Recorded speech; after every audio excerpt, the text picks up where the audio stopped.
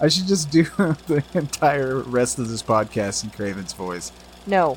Showing. No. Takes place between 1998 I quit. and November 1999. I will never podcast with you again. There ain't no goddamn Blair Witch.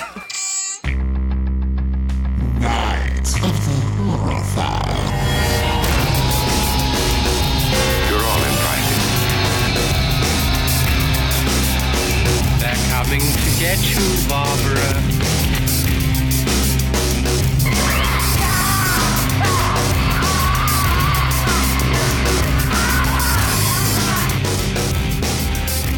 So how many candy corns do you think you could actually eat? Oh my gosh. That's hard to say because how many I can eat before I throw up? Or how many I can eat before I throw up and after I throw up? Well, see, I like candy corn, but yeah, it's like one tiny handful is more than enough. Oh yeah. And then the rest of the day you're looking for salt. Yes, like Well, welcome to Night of the Horror File. If you're joining us for the first time, this is a podcast where I torture my wife with horror movies. Woo! And tonight we watched 2000's Book of Shadows, Blair Witch 2. dun dun dun. Oh man. So I chose this movie, I think, because I don't know. I feel like nobody really talks about it anymore. Maybe for good reason. I'm not too sure. We'll find out. But I don't know. There's a weird feeling I like about this movie, and we'll discuss it later on. But so anyway, are you ready for a history lesson? I guess if we have to. We have to. Okay. Leigh has to. Okay. So, wanting another financially successful horror hit, Artisan was eager to get a sequel to the found footage phenomenon that was the Blair Witch Project. Now, I know you don't know too much about it, but Blair Witch was fucking huge back in the day when it came out. And this was just the year before this movie got released. So, 1999, Blair Witch drops, and it's huge. It spawned fucking like viral marketing and all sorts of stuff that we know today. Say huge one more time. Huge. Fucking huge. Okay, we'll never get through this if I keep going. So, Haxan Films, who created the first film, weren't eager to start work so early on a follow-up. That was the problem. Blair Witch was still fresh on everybody's fucking minds, premiering just the year before this movie, like I said. Artisan said fuck them and moved on with the sequel, hiring Joe Berlinger. I'm probably going to fuck that up throughout this entire thing. Joe Berlinger was known for directing true documentaries, most famously the Paradise Lost trilogy about the West Memphis Three. Great documentary, and not so good with the whole movie aspect. In fact, he directed the movie you disliked. The Ted Bundy movie that came out on Netflix. But he also directed the documentary that came out before the Ted Bundy. Okay. So, and that one was great. I like him better as a documentary filmmaker, but whatever, he still does a good job with regular movies. Just not what I would like, but it's not about my opinion. So Berlinger began crafting a sort of a character study, like an artistic piece on mass hysteria, and kind of held a whole ambiguous like feeling to it is what he wanted. It could have been it honestly could have been a weird study on an individual's psyche of mass hysteria. But Artisan once more said, fuck them. We want a spooky witch flick.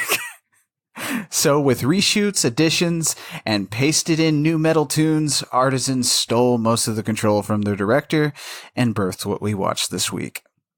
I still love this movie. I'll give my opinion later. Right. We will get into that. So, without further ado, would you like to take us to the Blair Woods? Is it Blair? No, it's just the Blair Witch. Is it Blair? Fuck. We need to watch that first movie. Anyway, take us there. Okay, I don't know what just happened. Anyway. I had a slight brain fart. Oh, you said fart. We're not a sophisticated show. And that's okay. So, the movie starts out, and it gives us these paragraphs, and this is just what I took from them. Mm-hmm.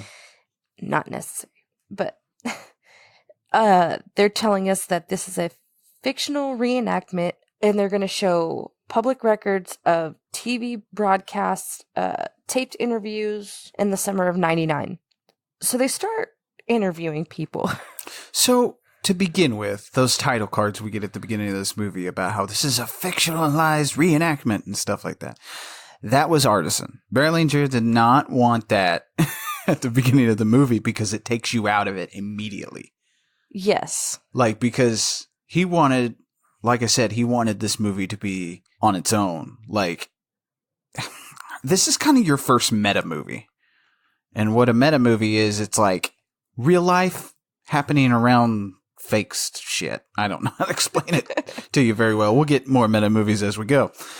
But, like, yeah, he didn't agree to these title cards, which I think they're a mistake. I don't like them. They confused me. Right.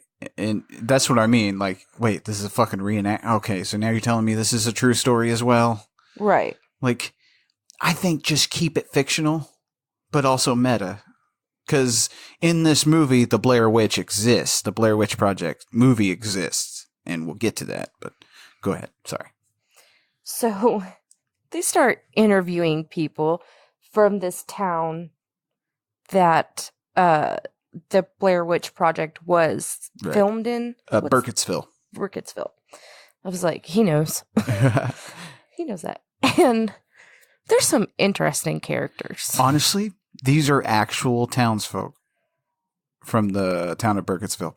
Now, oh my God. Yes. Now, the town did not really support this sequel. They didn't support the first one because of the unwanted attention it brought to them, because there's no fucking Blair Witch. So you got all these people. And that's another thing. That's what Berlinger was wanting to do. He was wanting to make a movie about the effects of that. The effects of a movie that was so, oh man, so virally marketed to be true, that he wanted to create a movie about the outcome of something like that.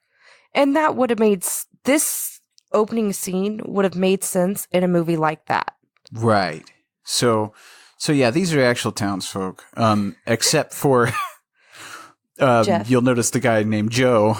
That's actually Joe Berlinger, and I think his assistant or wife or something. But yeah, so we meet the rock garden lady, and apparently people wanted rocks out of her backyard, so she started selling them. There's a lady that's like, there's cameras everywhere. I don't walk out of the house without a full face of makeup and a full nightgown. Really? And it might be true because literally, like, where the Blair Witch Project was filmed, it really did kind of bring some unwanted attention to him at the time, you know, because this is back in '99. Nobody wanted gothic people and Wiccans coming out to try to find a witch. Right. It wasn't exactly as cool as it is, you know. Right. So then we meet this lady that was super pissed. And she's like, super pissed. Oh, yeah. About how they used the word documentary in the Blair Witch Project. Oh, yeah. And they used the town of Burkittsville. Mm-hmm. And she was like, yes. I wish they would have just made up a town somewhere. She was pissed. And yeah, that's... As we go through this movie, you're going to find out I'm flip-flopped about who I agree with. I'm going to side with the studio on some parts, and I'm going to side with Berlinger on some parts. Where I'm getting most of this info is from the commentary from the DVD that we own of Blair Witch 2. So most of this info I get is from that because there's really not a lot of info about this movie. Right. So this is where we meet Jeff, and he is constructing a stick man thing. Yeah. There's parts of this that you probably won't get that because I've not seen the first one. Yeah, you need to have seen the first one, but we didn't watch the first one for reasons that our listeners will find out. But Right. I have a whole month coming with stuff planned.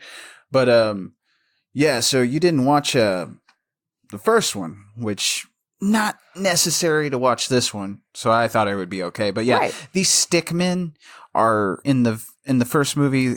They're like hanging from the trees and stuff. The witch leaves them out to spook people. Oh, okay. So, and we're meeting Jeff here, all the characters represent some kind of stereotype that happened after the Blair Witch Project came out. And Jeff kind of represents the people that wanted to capitalize on that, on the whole Blair Witch, legend. Right. And he's like, I know it's all real. And he's all hyped up. And I guess maybe the person filming asked him, did you see the movies or whatever? And he was like, well, I was in the hospital when it came out. But when I got out, I saw it like 17 times in a row. He's super hyped. He loves it. Blair Witch is his thing. So we get this quick little blurb of a scene of it's Jeff, and he's laying in a hospital bed, and it says that they're at the Burkittsville Psychiatric Center. Yeah. And he's getting nose probed. They like stick this tube in some lube and stick it down his nose for some reason and pour this fluid in it. Yeah, Which, goddamn, this tube really is not thick. anything I've seen in an actual medical procedure. No, it was thick. So it like cuts to him real quick, laying there and then foaming at the mouth. And then it cuts to him being sprayed with a water hose. And I'm assuming that it probably hurt and it was probably cold because he's like crouching down, crying, whatever. Then it cuts to him in a straitjacket. Then it goes to like a rec room at this psychiatric center. And he's just sitting there with his eyes closed. And then he just screams. Right. And then rock music starts playing. And this little blurb of a scene that we get that kind of introduces us to Jeff's backstory. Berlinger, like, it was kind of his homage to Frederick Wiseman's Tittycut Follies, which it's a documentary film about inmates in a mental institution and stuff like that. And apparently, like, this is another scene that Artisan forced in after he had turned in his initial cut. So this scene wasn't supposed to really make the final cut in his movie. But it did. I don't know who I side with on this one because this is going on.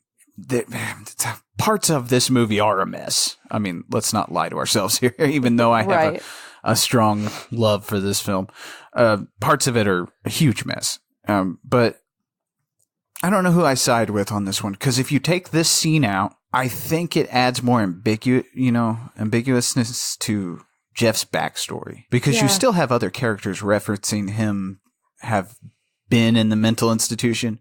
Right.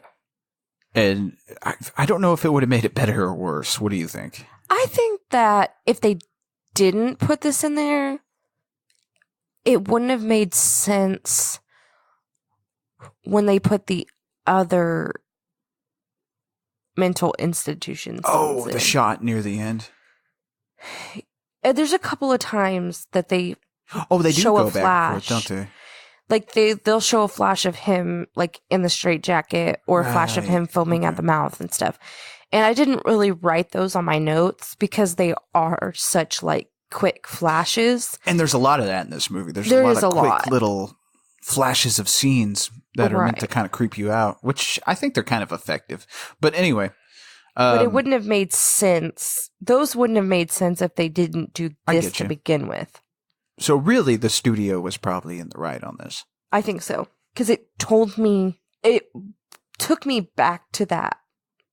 Well, those flashes took me back to that beginning. Plus, that shit's kind of creepy. Oh, The yeah. Weird Very angled creepy. shots and stuff like that. Anyway. So we're done with that little quick psychiatric center blurb. And the movie starts. It's rock music and it's showing you trees. And then... Right. This is a little bit of that new metal I said that the studio kind of threw in there. Oh, yeah. Because originally it was supposed to be this opening theme song. What we got was Marilyn Manson. Disposable Teens is the name of the song. Wow, I drew a blank there for a second. I'm a little rusty on my Manson history. But Disposable Teens is what we got. And what we were supposed to get, what Berlinger wanted, was Witchcraft by Frank Sinatra.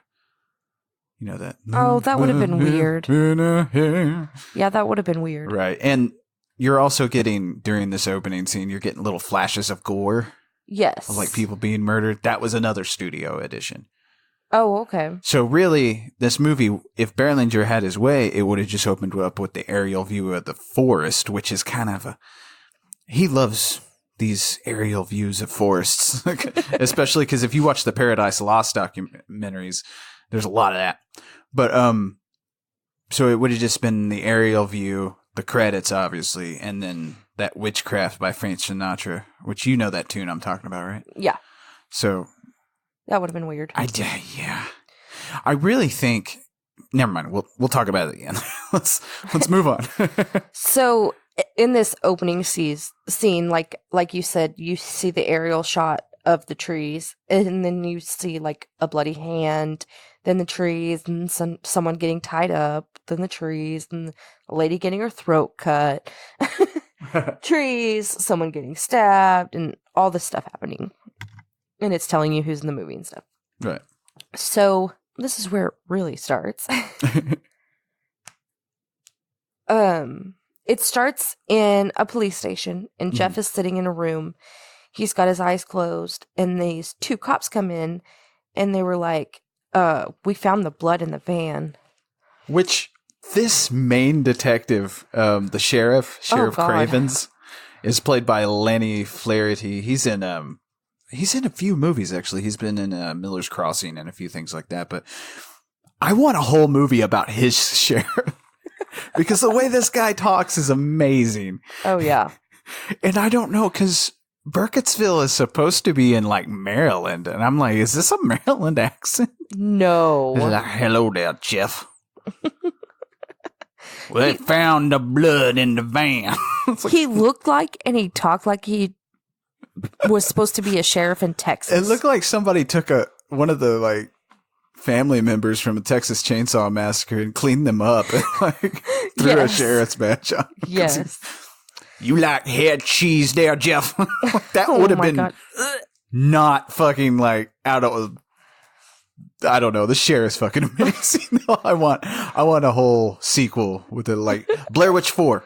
Blair Witch 4. That's what we're doing. We're going back, and we're bringing Sheriff Cravens back. No, the Sheriff Cravens story. No. I fought the witch back in the year 2000.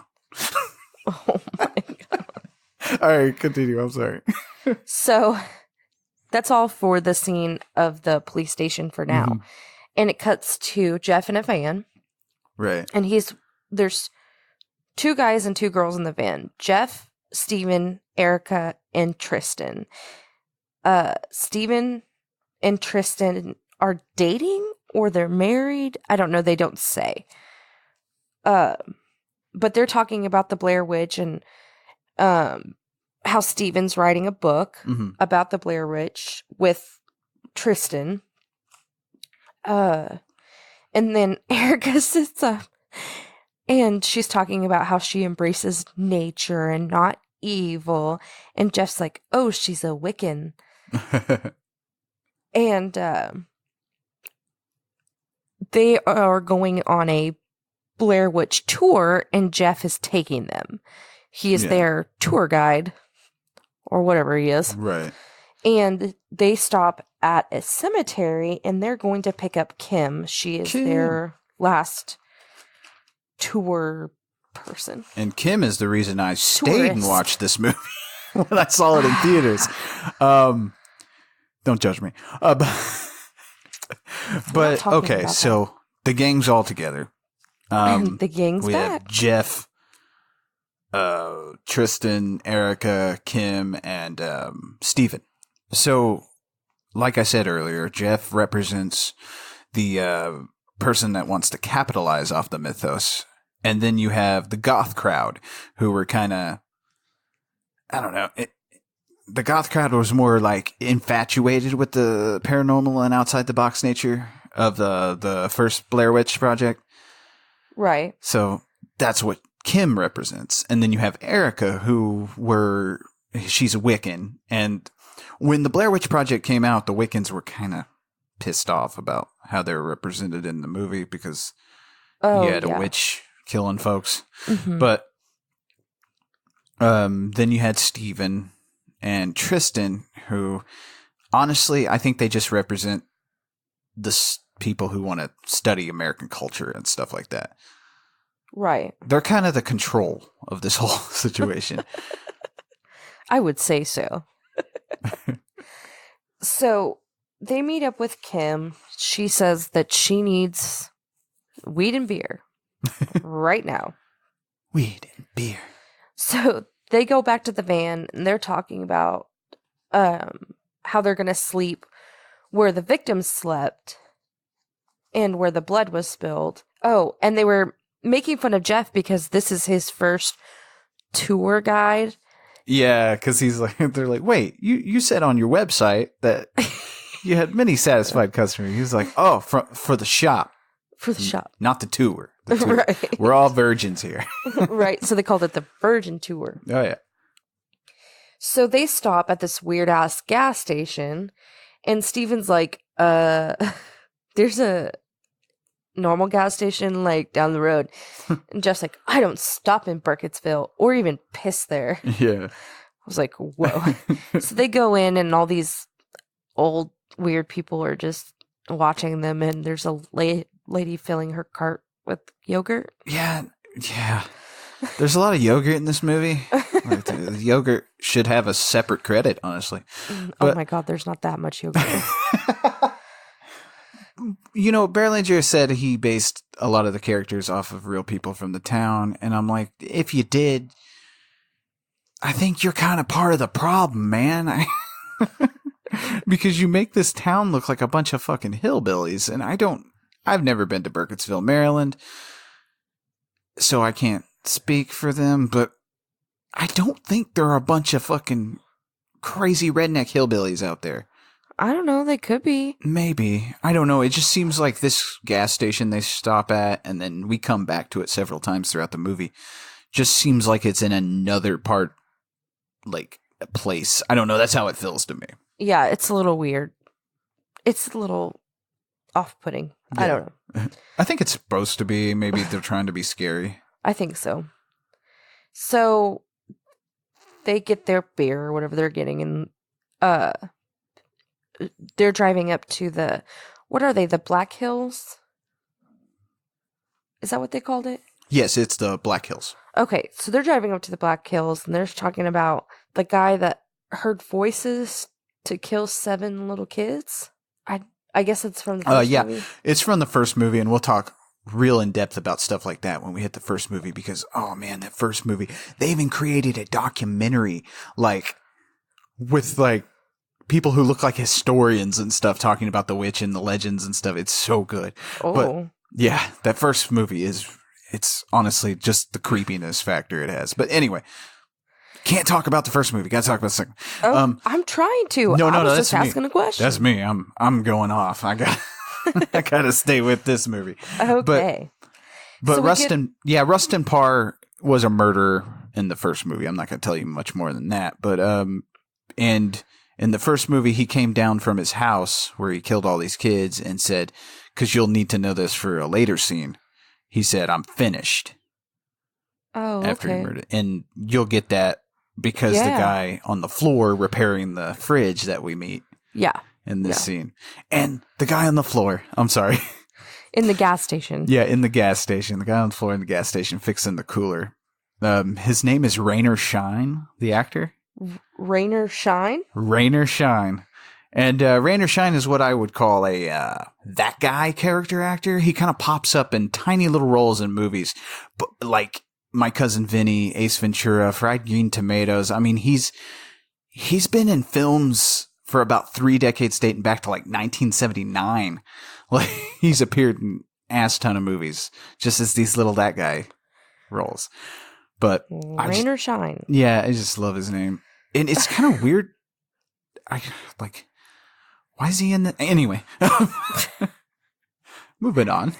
Anyway. So they're talking about the guy that killed the kids or whatever. And then you get this little blurb of someone getting bashed in the head. Just a fun little thing.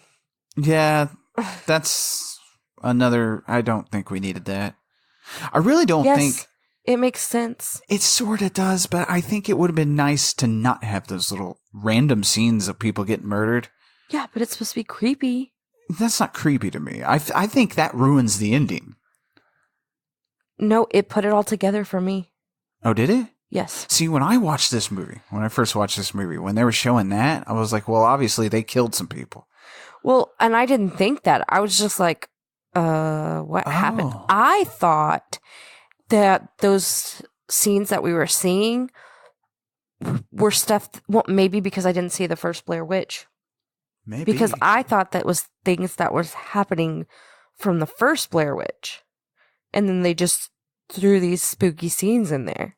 Oh, okay. That's actually interesting. I've actually never heard anyone else's input on this movie.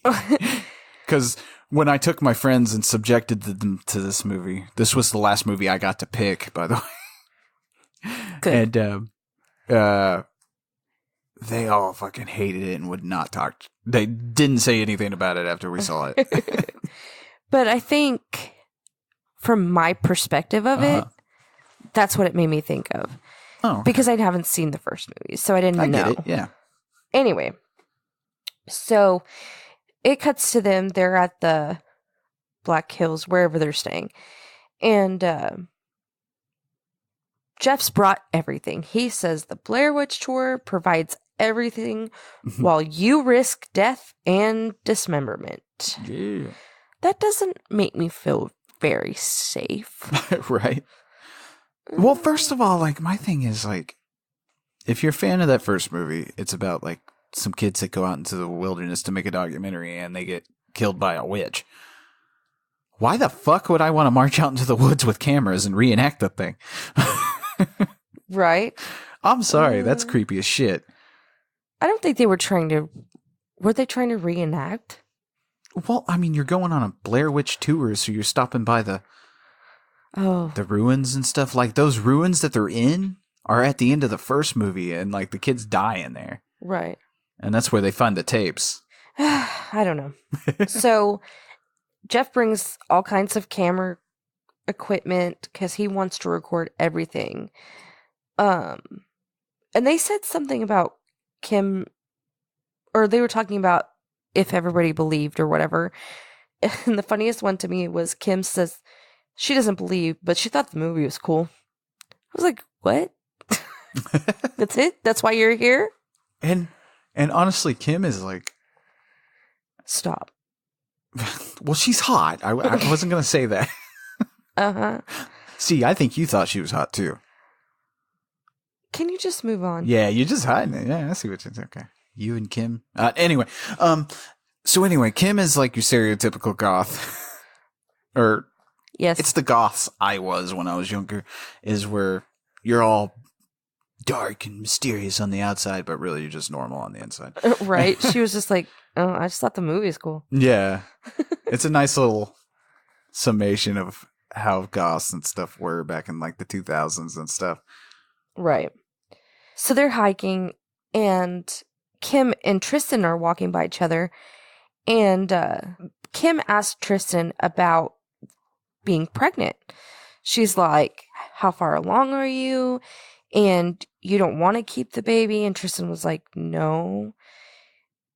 And Tristine's like, how did you know that? Kim's like, I don't know. Because it kind of freaked her out that she didn't know how she knew. Does that make sense? Yeah. So that's our first little blurb with Kim seeing things. Yeah, she's supposed to be like clairvoyant or medium or something. Right. So they go to the place where Heather's stuff was found. Yeah, Heather Donahue's in the first movie. Okay. And they see markings on these rocks. And Erica's talking about how they are the witch's alphabet. And go ahead. Oh, sorry. One of the symbols I don't know what she's talking about, a witch's alphabet, but one of the symbols is a Celtic symbol of thorn. And if you look closely, most of our listeners will know this because the Celtic symbol of thorn pops up in some of the later Halloween sequels. Because he has it on his... there's a whole cult thing about Michael Myers that happens in those old movies. But, yeah, so I just thought that was neat because I saw that and I was like, what the fuck? Is that the thorn? Is Michael here? Michael! Michael, now! You're scaring the dog. Oh my God. Hey, wouldn't Loomis scare the shit out of you if you were a dog? Yes. So, Erica's just talking shit. She's saying, like, fear is the forerunner of failure. And man, I know I said Kim was hot, but Erica is that kind of hot that it's like, how long do I have to listen to you talk like this before we do something? Like, because you know she's going to get naked. Yeah, I'll sit through this because I know you're going to get freaky. Because she goes on about Mother Nature. She even asks, like, permission to pick a plant. And it's just, she is literally one of those, like, Wiccan witch girls. And, like, and I'm sorry, if you're Wiccan out there, I don't mean to disparage your religion, but there was a lot of these girls in high school where I went to school at. And it was one of those situations where you're just sitting there waiting. Stop talking and suck my dick. Yeah, no, do we have to... I'll sit through all this conversation about Mother Nature just to get to the boobies. Oh my God. Anyway, so they spot this huge tree in the middle of where they're at or whatever. And Jeff's like, where did this tree come from? This tree wasn't here before. And they were like, what are you talking about? And he was like, if this tree was here before, it would have been right in the middle of their living room. And the tree comes in play later. But Erica says something about nobody being scared. And then she starts doing a chant. What is that? A chant? A prayer? It's a prayer. It's a Wiccan thing. Maybe if one of our listeners is Wiccan, maybe they can explain it to us, but a chant? It's probably not very accurate. No, probably not. But she tells Tristine that she's reversing the evil and that basically that karma's a bitch. Right. So go ahead. So where we're at, the location and stuff, most of this movie was shot over a period of 44 days on location in Baltimore, Maryland. Oh. Not the actual Burkittsville. The interviews were shot in Burkittsville, but basically they kind of ran Joe out of town because they didn't want him fucking in there. But and this camping site where we're about to get is at Gwyn's Falls. Oh, fuck, what was it? Gwyn's Falls Leakin Park, I believe is where it's at. And the stone ruins, which I'm going to give this to the construction crew of this film, they were constructed out of styrofoam. Oh. So these, like, stones and stuff are made out of styrofoam. I do. It's just nice when you get to see some actual crafted material in a movie that looks real. And it's so sad that we don't use a lot of that stuff anymore in filmmaking, like quite a bit besides the horror movies. It seems like horror movies seem to stick with it, but most of your big budget films are all fucking CGI now. Like half the time you're not even on location. You're just in a studio. Right. So, Erica's talking about karma's a bitch, and she is trying to communicate with the Blair Witch. And she says, okay, what's the Blair Witch's name? Because I didn't catch that. Ellie Kedward. Ellie. Yeah. And I think when we do the Blair Witch, which, hint, hint, there's a month coming, we're going to do that documentary too. Okay. Because honestly, I got to admit, like, the documentary that goes along with the first movie scared me more than the first movie. Oh, wow. It's creepy. Anyway. So she's saying that Ellie is her mentor. Yeah. She's wanting to, like, somehow commune with Ellie and have her teach her powers and stuff. And I was like, isn't the whole thing about this witch, like, she's murdered people? Right. And that's what's going on. I was like, what are you doing? But she's misunderstood. She's misunderstood. Yeah, she killed those kids who were just filming woods. But it's a misunderstanding. Right. Erica's... Like, I was there. I saw the trinkets. Anyway, go ahead. Erica's just there to talk to Ellie. Mm-hmm. And then Tristine ends up showing her a picture of Ellie. Because apparently Erica's never seen a picture of her. Well, I guess Tristine kind of explained that it was hard to get, so I understand. Never mind. Right, yeah. The only bad part is that documentary that goes along with the first movie has that picture in it. So it's like, wait, this fucking bitch, this Erica chick is supposed to be all witched out. And obsessed. And all obsessed with Ellie Kedward, but she ain't never seen a fucking picture. And yeah, they're sitting there. I mean, honestly, their research is a little questionable in this movie because we'll find out later that they have made a huge mistake with their notes and their work. That, oh God, dear God, it was. I mean, this movie is supposed to take place between 98 and 99. So it's like, dude, how do you... Anyway, we'll get to it. It's like a couple seconds from now. I need to calm down. Right. So what Jeff wants to get out of this tour is he wants to see the Blair Witch. And that's why he's setting up all kinds of cameras. Mm-hmm. So they're like setting up camp. Erica's doing a spell. Kim's drinking. Steven and Tristine are looking through their files. And Jeff's setting up cameras. Right. So now it's nighttime.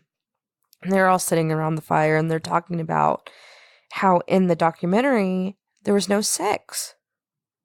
And how it's weird. Like, I was like, well, they didn't go out to shoot a porn. Right. And they're all just making jokes and drinking. Right. And so, this is kind of the end of our normal scenes. Yes. Like, this is kind of the threshold where, because the first part of this movie is, it's kind of dull, but I think Berlinger did that on purpose to kind of lull us into, because there's really not a lot of jokes. There's not a lot of stuff going on.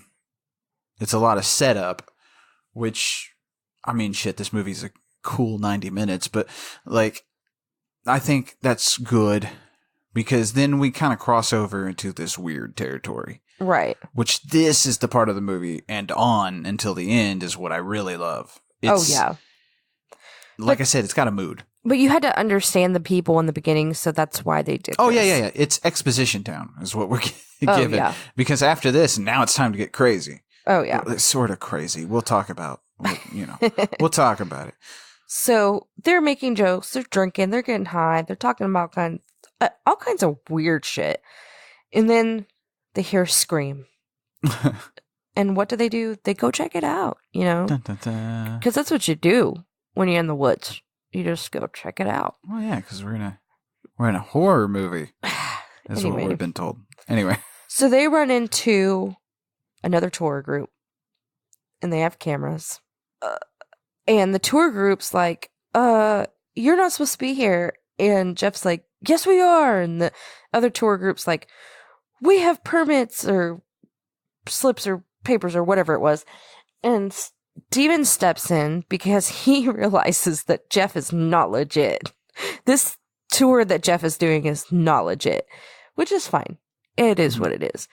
And so Steven's like, we saw something up there on Coffin Rock.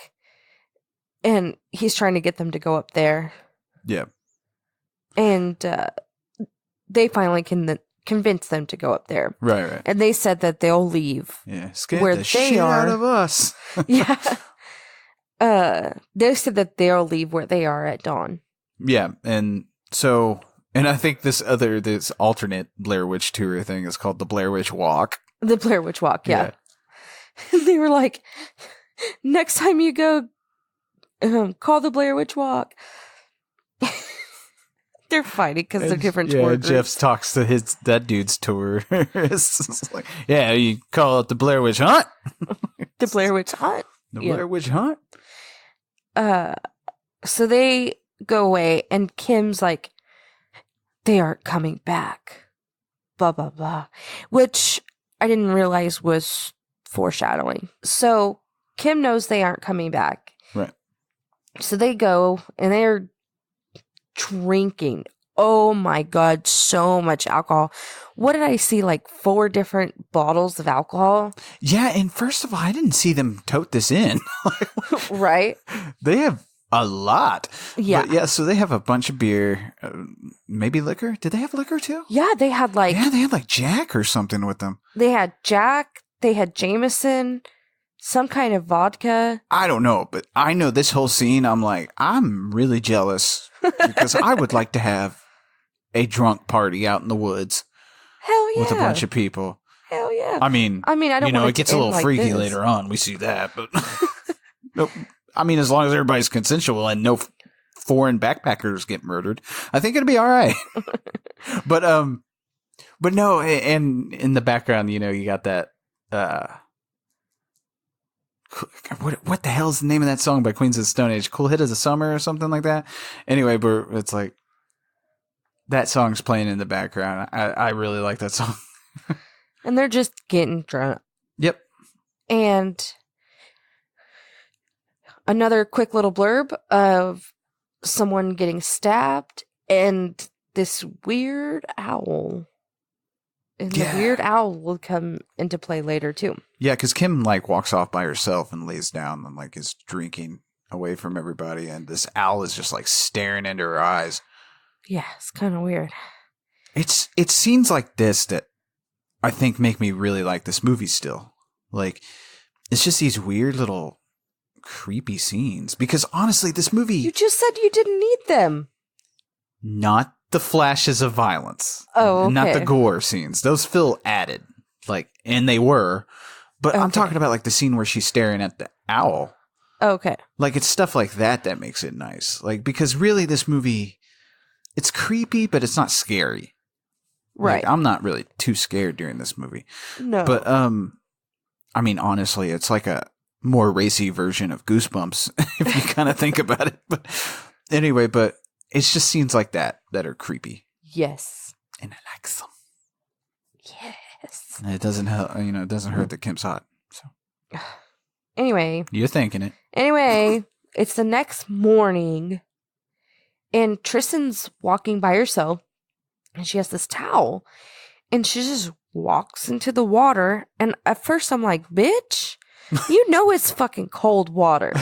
You said that too. You were like, it is the morning in the woods. Have you ever been camping? Yes, I have, actually. It gets cold. That's weird. Yes, it does. Anyway, so she's walking in the water with a towel, and she submerges this towel in the water. And as it starts to like come back up, there's blood. And then you see a baby foot. Then you hear a baby crying. And then cut. It was just a dream. I'm Stop. Sorry. That's my baby sound effects. Doesn't sound like a baby. It didn't? No. Oh, all right. So it was just a dream. That Tristan had, that she killed her baby. That's kind of creepy. Yeah. But then we see all this paper falling from the sky. Right. And I really suggest all our listeners go listen to the commentary on the DVD. It's informative, but it kind of, I really feel like Joe Berlinger is kind of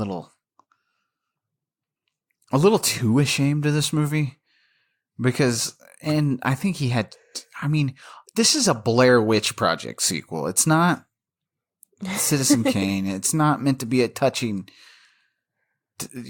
not meant to be a character piece. It's supposed to be a spooky witch movie. So I kind of side with the studio on that.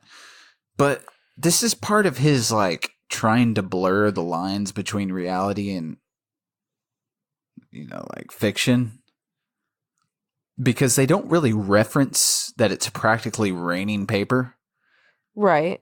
But it is. And so it's like, oh, is this real? It's like, no, yeah, it's fake. It's a movie. My problem with meta movies is if they're not done right, and to his credit, to Berlinger's credit, this was his first feature film. Like an actual movie, not a documentary. So I'm gonna cut it. I'm gonna cut it a little slack. It's not his fault technically, but when a meta movie is done wrong, like this one, even though I love it, it feels like the douchebag talking you up at the library about something that he thinks he knows everything about, but he's clearly wrong. It's heavy-handed, like it's kind of just force-fed to you. So it bothers me. Just little stuff bothers me. But anyway. So it's raining paper, which I don't understand what you were saying with your little point there, but only because I was just confused. But sorry. How would paper just be raining? Is that what you're talking about? That's what I was talking about. Okay. It's because they don't really talk about that. Okay. Yeah, because we find out where the paper came from, but why would it be raining like that for a long time? Yeah, it's that bullshit that's just like, is it a movie or is it reality? You just told us at the beginning of this fucking movie this is reenactment. Right. That's what I said by, like, I think those title cards do ruin parts of this movie. Okay. Because, sorry, but those title cards being there really ruin the mood through most of it, like for parts like this. Because if those weren't there, I think this would have been less bothersome. Oh, okay. I see what you mean. So they realize that this is paper and it is Stephen and Tristine's work for their book. And they also realized that Jeff's cameras are gone. Mm-hmm. But Tristine says, it's okay. This is all backed up on the computer. And Stephen's like, those are just notes. This is what I was talking about. I was like, why? Why? If this is your life's work, like Stephen says, why the fuck wasn't it backed up? Right. Why did you only back up the notes? This is, like I said, this takes place between 98 and 99. We had capable computers of that. We were in the fucking dark ages. Back up your shit. This is your fault. Of course. So they blame the other tour group. Mm-hmm. And Kim has her little flashes of whatever. And she's like, I know the tapes are still here. And she tells Jeff that they're under the rocks where the Blair Witch tapes were found. Right. And rightfully so, Jeff is a little... He's like... hesitant. Like, wait.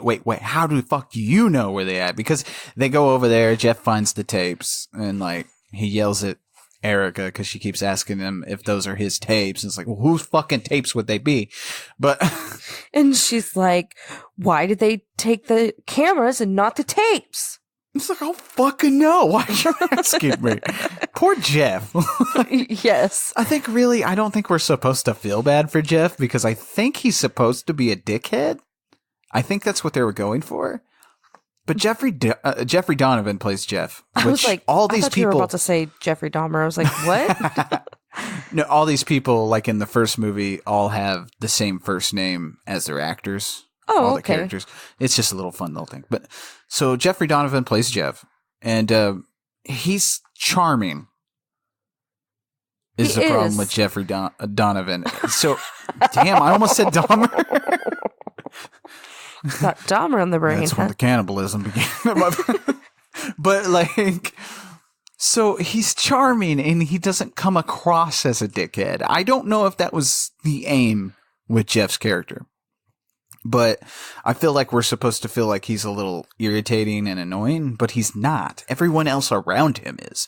So Yes. I feel sorry for Jeff. I felt sorry for Jeff too. Yeah, and I like Jeff, and it's like he has a cool house that we meet later on, but like, Hell yeah. so Jeff here is like, I don't fucking know. This is weird. No fucking no, Erica. Not Eric. Yeah, Erica. Sorry. Yeah. So they're trying to figure all this out. And Tristan's over there. She starts bleeding and miscarrying. And it cuts to back at the police station. Right. And It's that interview with Jeff, right? yeah. And Jeff's telling them that the blood came from Tristine when she miscarried. Right. And they took her to the hospital. And sorry to cut you off, but so Berlinger said something about like these little interrogations scenes. Like I said, most of my info comes from the commentary, but he said that like these interrogation scenes were supposed to bookend the movie, like a chunk at the beginning and a chunk at the end. Oh, okay. And I can't really see how that would work. What do you mean by bookend? Well, that's what I was trying to figure out. Like, I guess parts of these interviews, because we keep cutting back to the interrogation scenes and stuff throughout the movie. And I guess they were supposed to be at the beginning and at the end.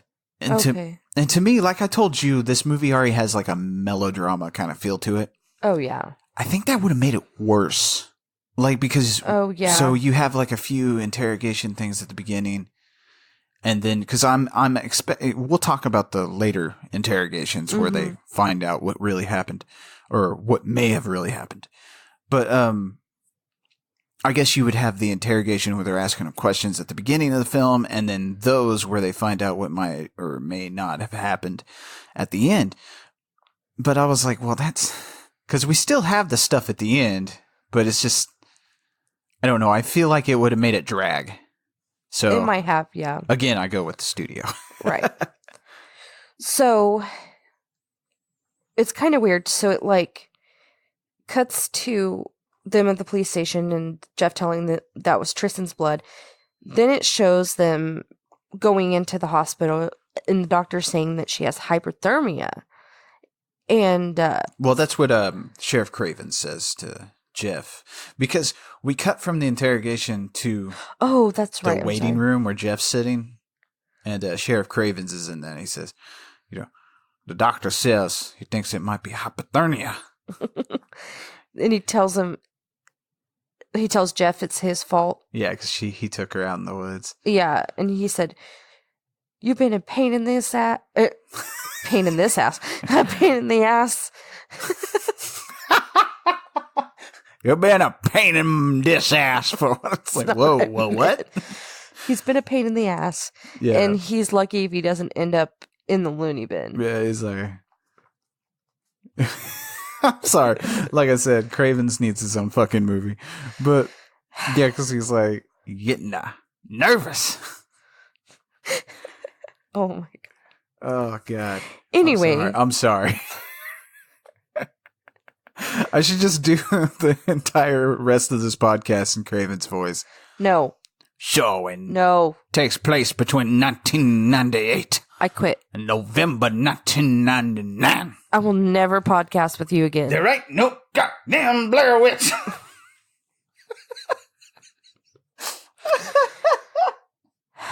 Okay, I'm sorry. I'll let you go. Okay, go ahead. Oh, I can go now? I can leave? Where's the keys to my car? I'll be back tomorrow. Anyway, so they're at the hospital, and obviously Tristine lost the baby. The nurse is telling her, you lost the baby or whatever. You lost a lot of blood. And she pulls this curtain back, and Tristine sees this dead girl, and she's walking backwards and, like, fades out. And then she tells Steven that she's not staying there. She's like, I am not staying. So they go to Jeff's house. It's an old factory. Which, again, man, this is so cool. I want a house like this. Yeah, it's an old factory. And he was like, they were going to demolish it, but I paid $1 for it. And I was like, $1? Like, you really only paid $1? Jesus Christ, Jeff, that's a good deal. Hell yeah. Again, I like him. All right, listen up. This is Sheriff Cravens on behalf of the little shits here at Night of the Horror File. Apparently, they want me to let you know you can send your questions, stories, hate mail, love letters, and anything you goddamn want to horrorfilemailbag@gmail.com. That's horrorfilemailbag@gmail.com. You might get yours read on one of the casual horror episodes. Now, what the hell is a horror file? What are you, sexually attracted to horror? That would explain that Leebor's behavior. Alright, back to your goddamn witch show or whatever you got playing on that Apple Pie phone thing. God damn it.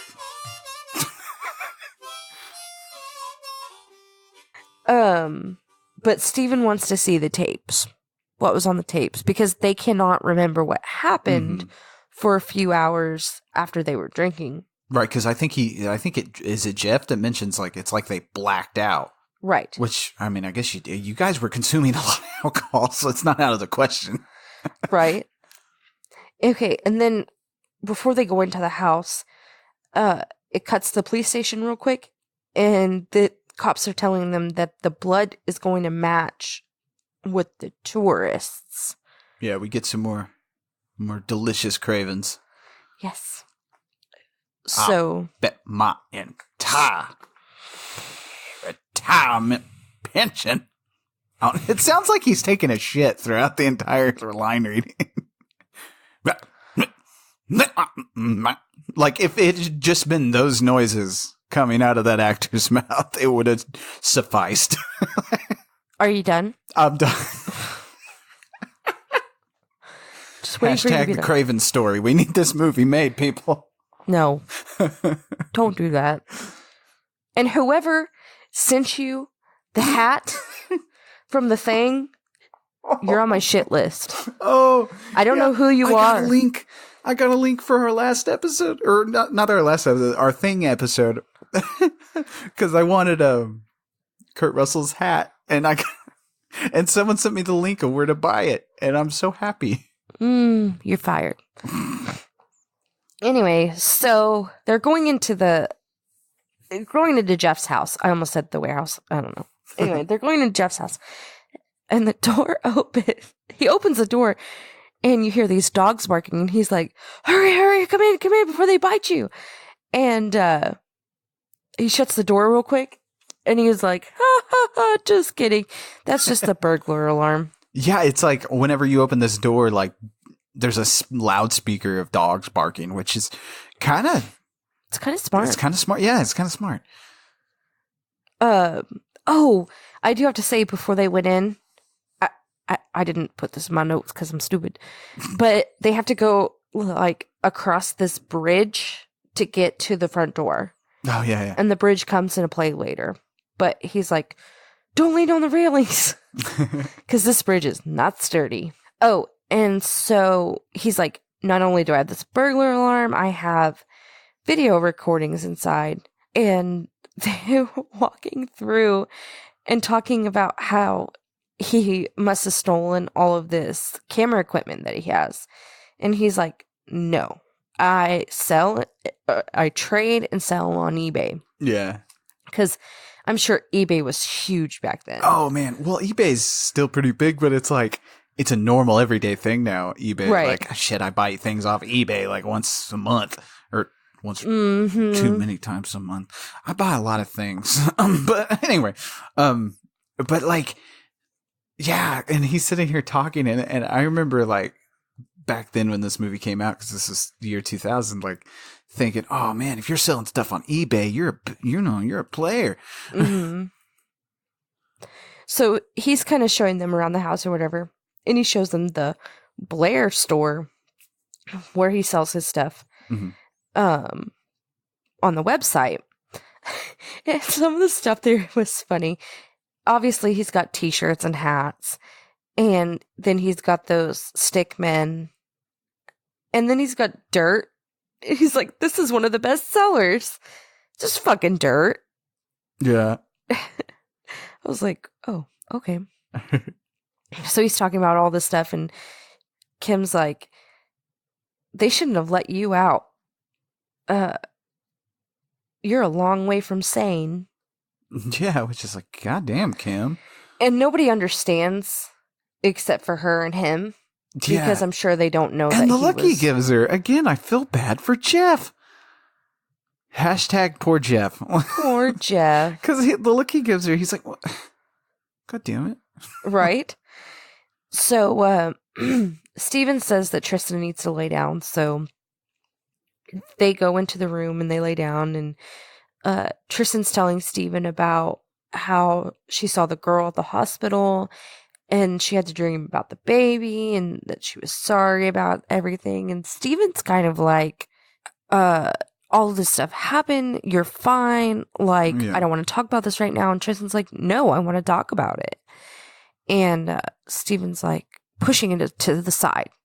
He doesn't want to think that any of this stuff is happening. So Jeff and them are upstairs and they're watching footage, and the tree is gone. It's just a twig now.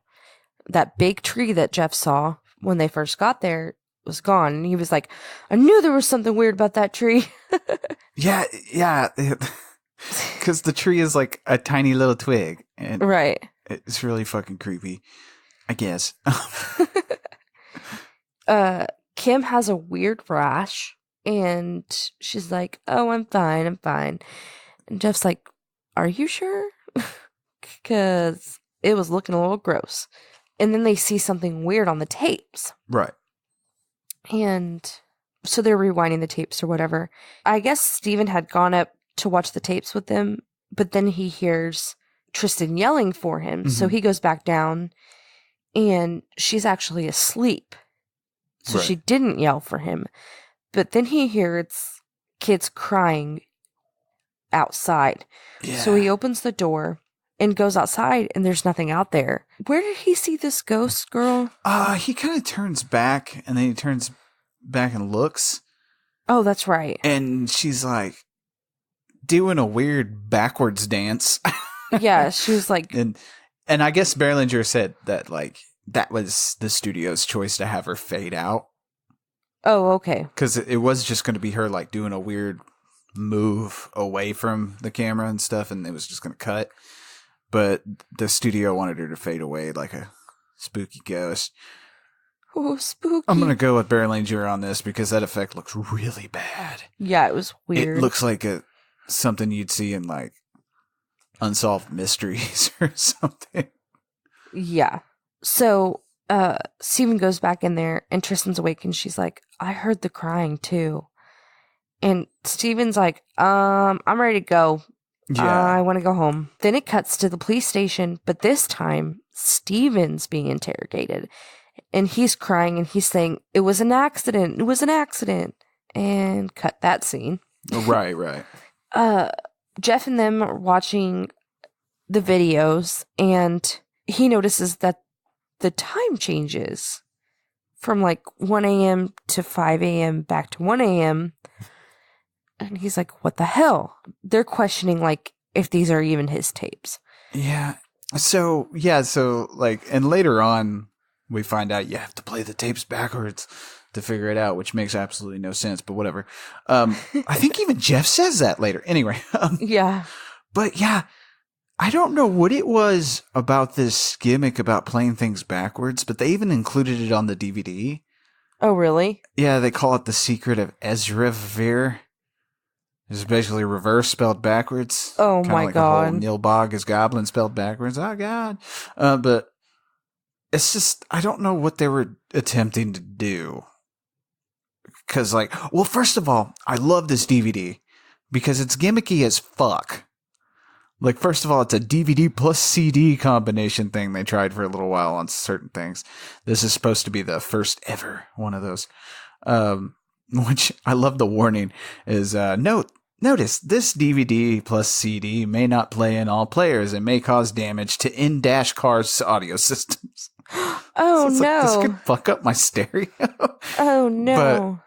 Anyway, but yeah, so Secret of Esrevir, and it's, I don't know. I never really tried it because apparently, like, you're supposed to play this one video backwards and it gives you words to where you're supposed to go to certain scenes in the movie and you see secret signs, and it's just, I'm sure it's on YouTube somewhere, but. Interesting. So they see something weird on the tapes and they're going to distort the image so they can see what it is. Right. And Kim says she needs beer, but they're out of beer. And Erica's like, oh, Erica's just sitting there, but Jeff's like, caffeine. Everybody's just kind of looking at him weird, and he's like, caffeine.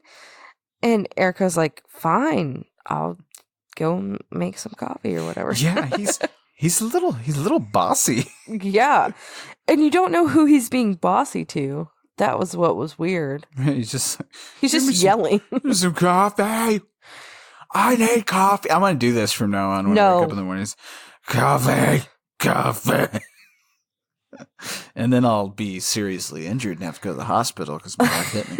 But you know, earlier when I talked about you wanted to be killed in a horror movie way. Yeah.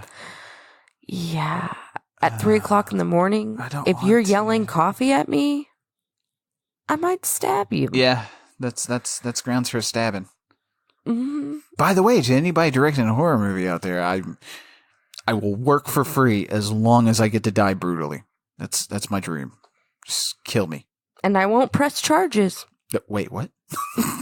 So Erica goes down to make coffee or whatever, and she runs into Steven.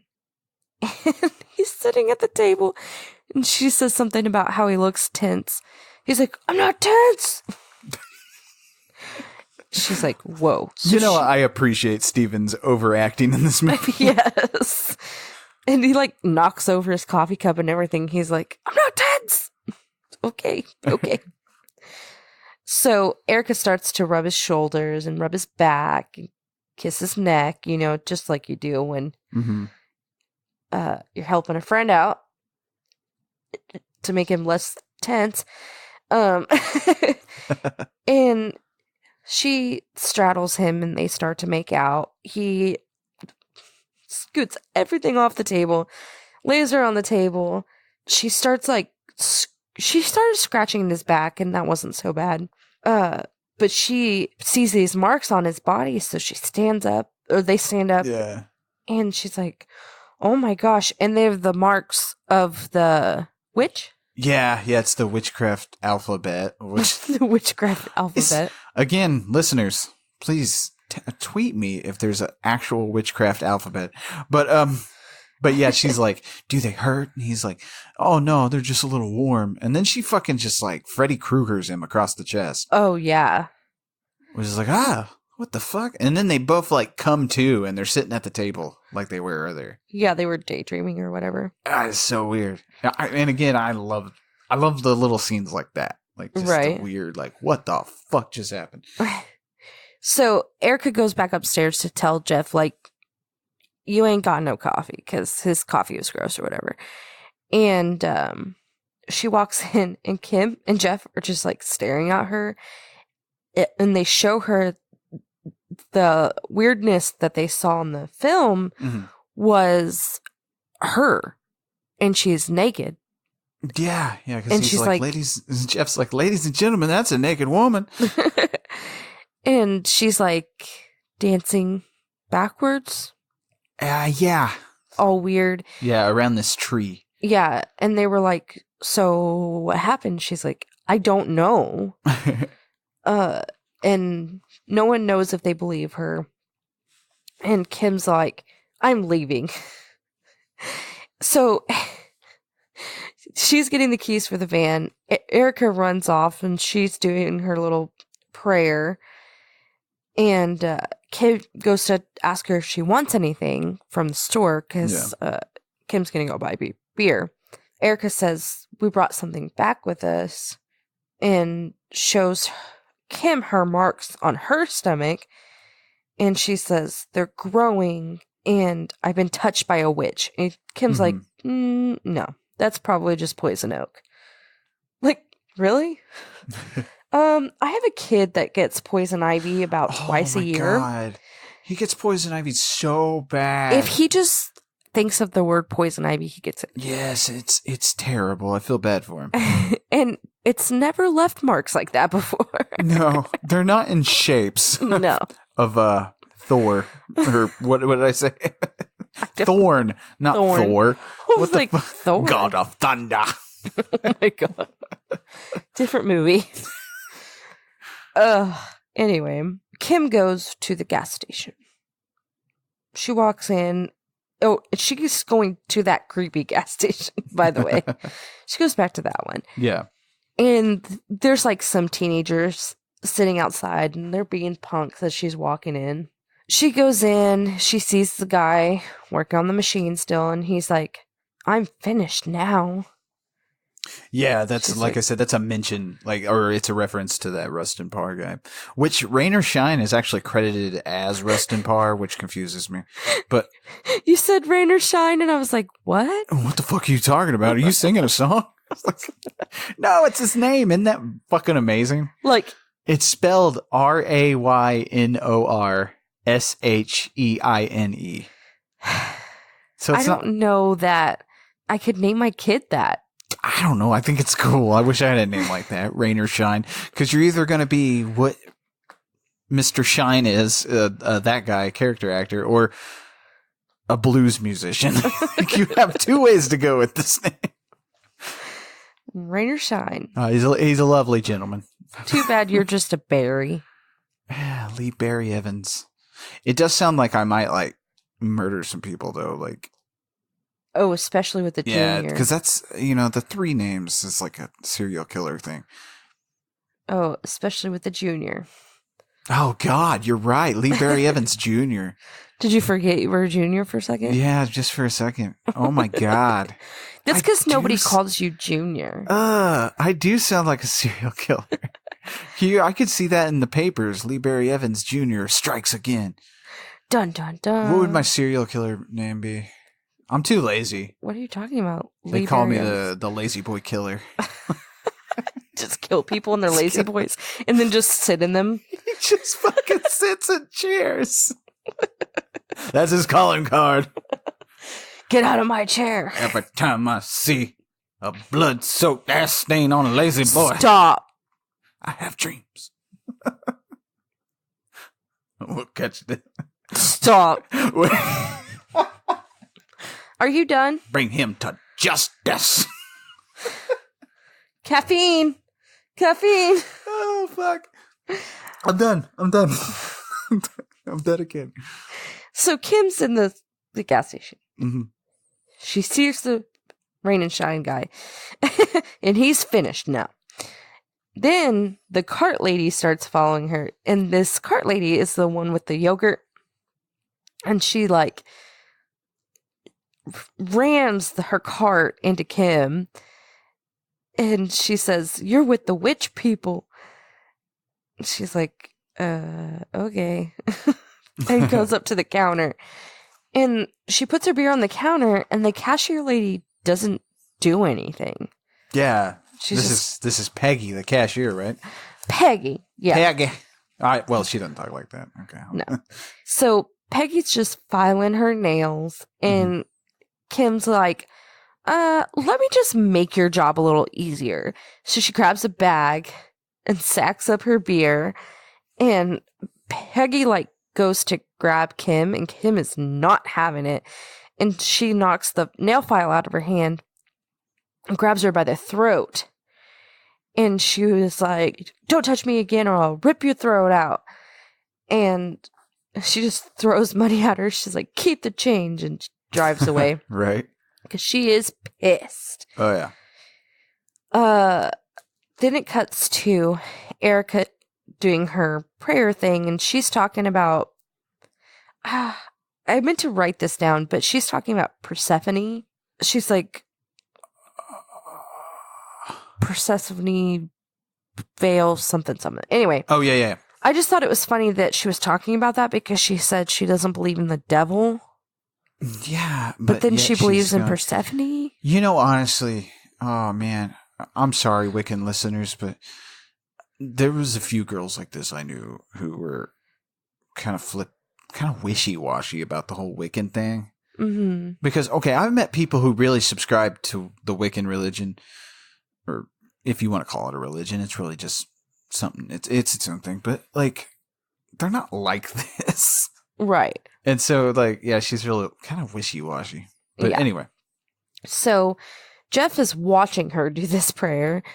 Stephen hears her doing the prayer. Right. Which apparently, I think this prayer that she's doing is like, it was supposedly an actual Wiccan prayer that, like, they had her chant over and over again until she, like, was so exhausted she had to stop. And apparently one of the people who, like, helped work on the film and stuff I guess, knew about Wiccan stuff. And they were like, that prayer is meant to summon some kind of god from the underworld.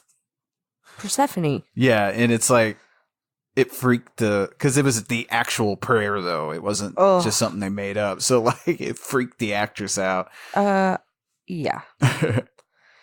So that was just a quick little blurb. Mm-hmm. And we're back to Kim. I was like, whoa, what's her name? In the van. And someone throws a rock and the back window breaks. And she slams on her brakes. And it's those guys from the gas station in there throwing rocks. So she speeds off. And as she's speeding away, she sees these kids in the road. And she swerves to not hit the ghost kids. Because, you know, we didn't want to hit ghosts. And she hits a tree. And then she realizes, oh, wait, those were just ghosts. So, by the way, these little fucking kids are creepy. They were very creepy. And I think they're supposed to represent the little kids of, like, Burkittsville or whatever, the Blair Township. They were the 7. Yeah, that Parr killed. Yes. So she gets out of the van after she hits the tree, and she's looking around. She's like, oh, those were just ghosts. So she gets back in. She goes back to the house, and she gets her beer out. And as she's reaching in the bag, she gets stabbed by something. She's like, what the fuck? And her finger's kind of bleeding.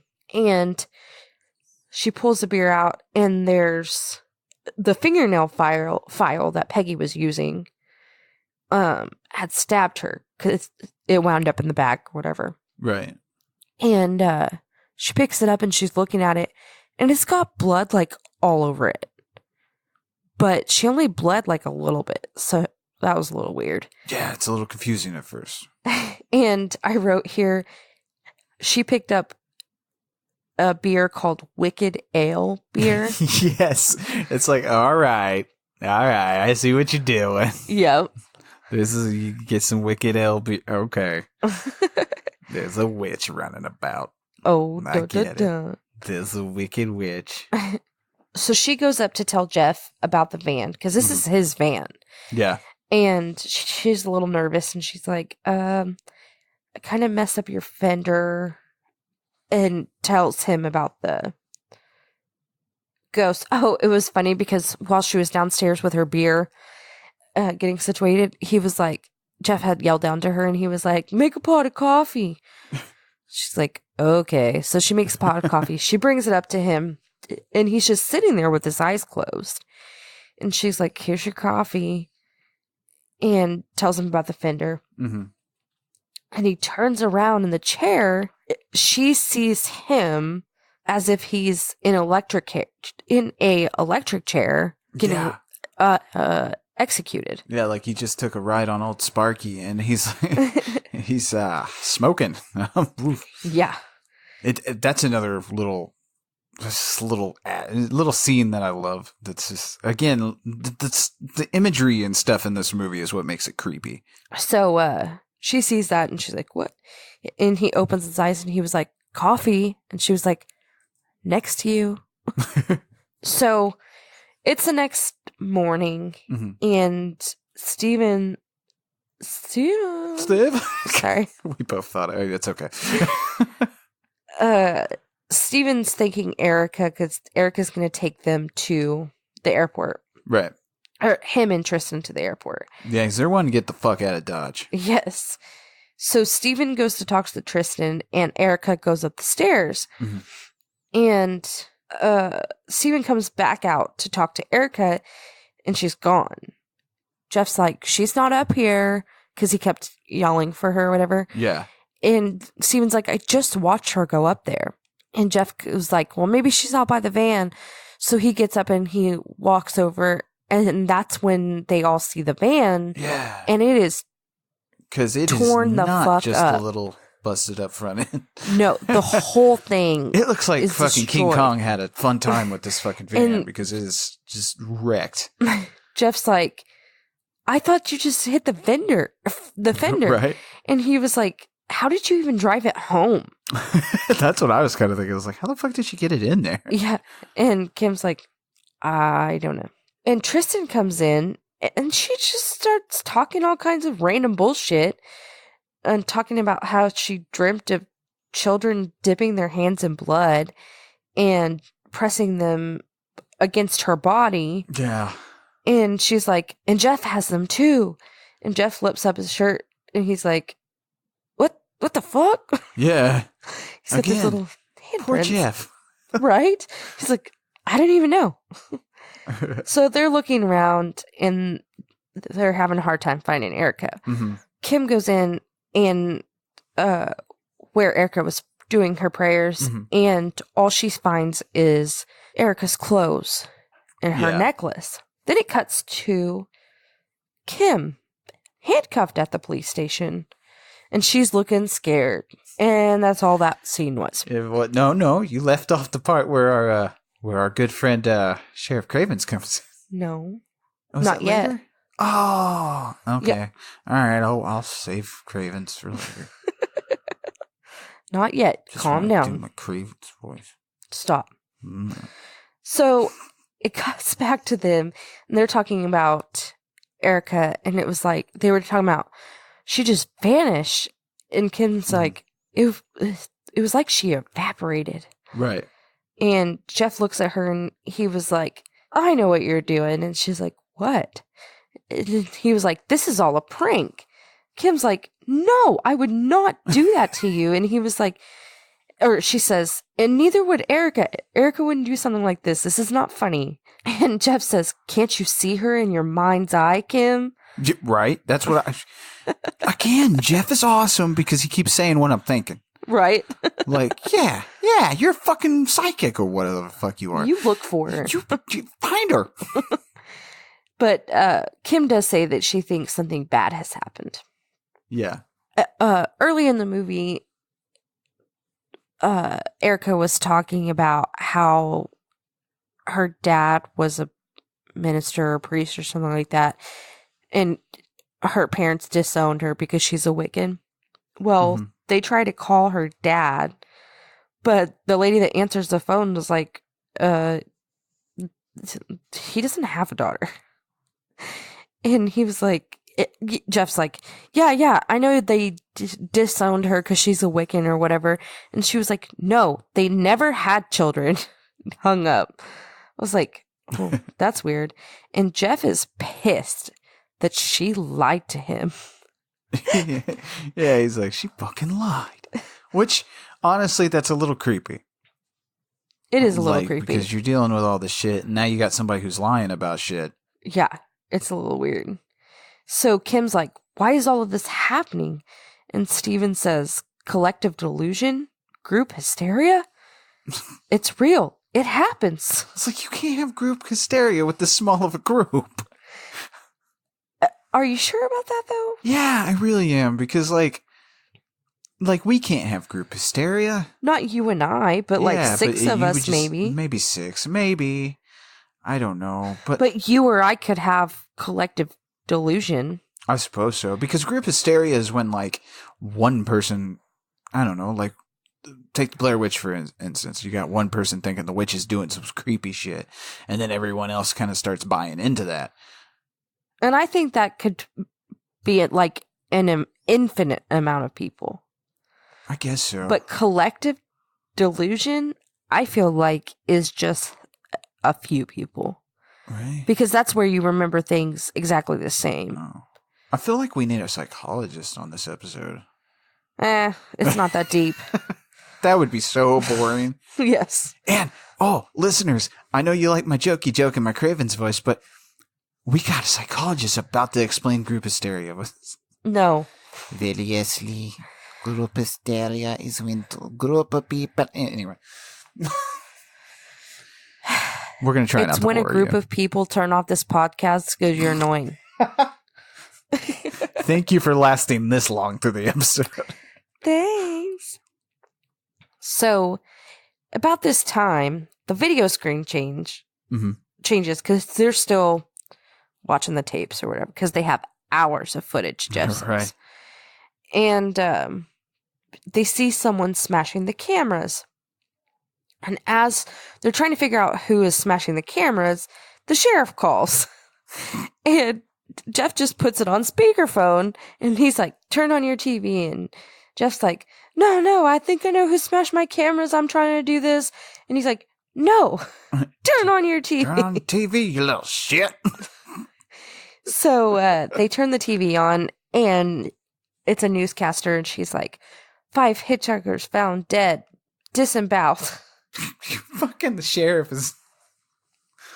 Oh, wait, the sheriff says that they were disemboweled. Yeah. And they were laid in the shape of a pentagram. Yeah, he's like... the way he says... In the shape of a pentagram. And I didn't find your cameras. You already knew that, didn't you? oh my God. It's like, does it hurt?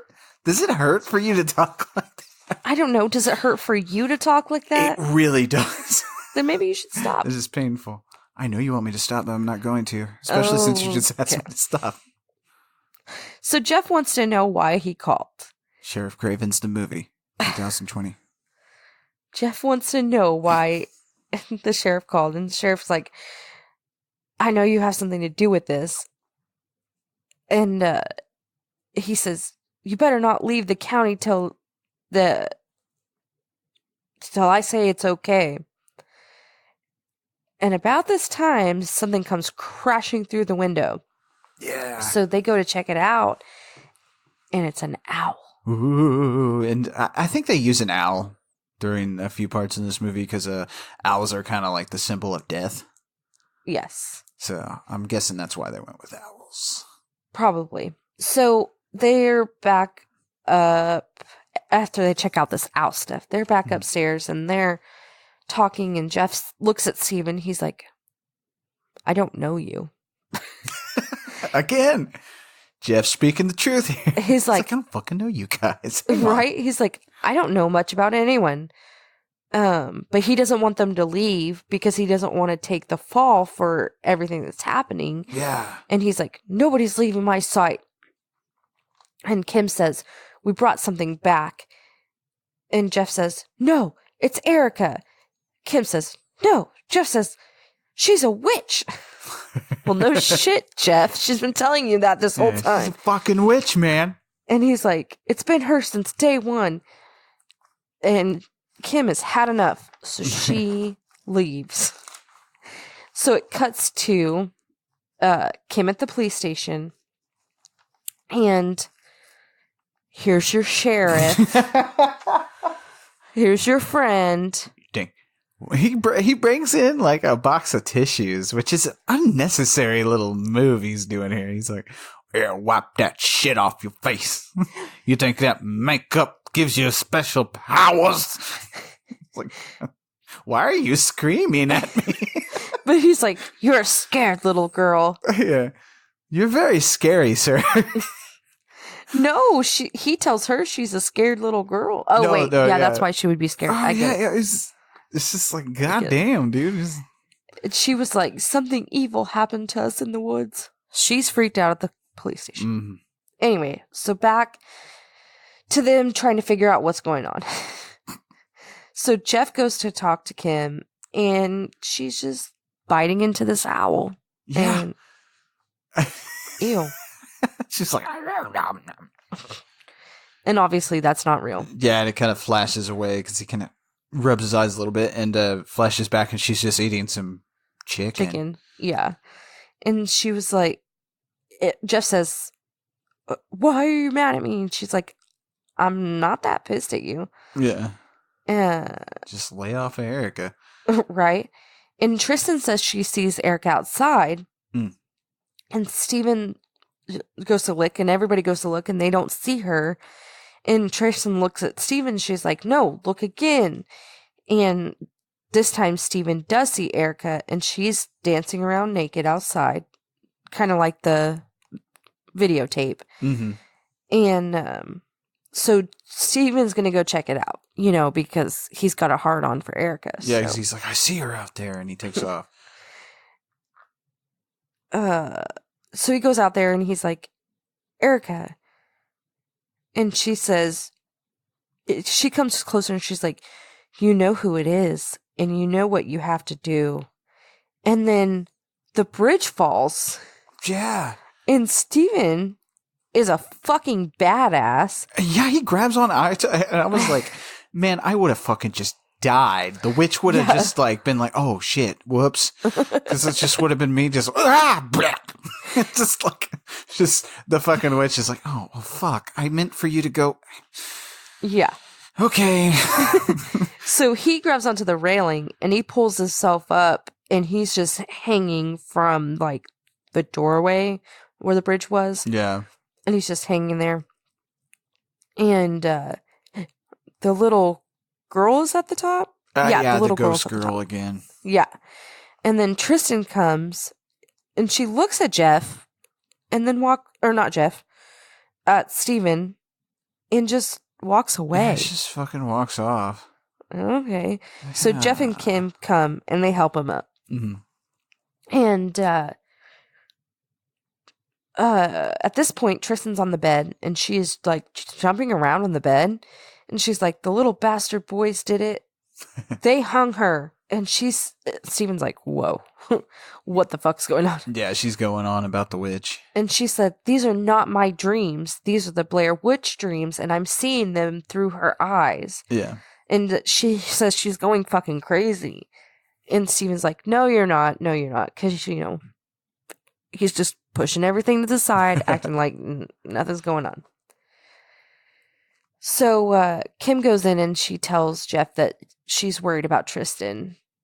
And she wants to call the doctor that Tristine had seen at the hospital. And Jeff's like, "Look over there in the yellow pages."